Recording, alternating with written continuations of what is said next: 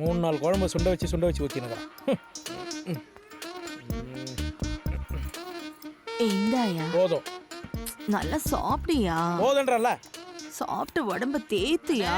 அப்பதான் நீ அகத்தே போ. எந்த விஷயம் பறையடா. டேய் முழுசா சேட்டனா மாதிரி இருக்க அண்ணனை பாருங்கடா.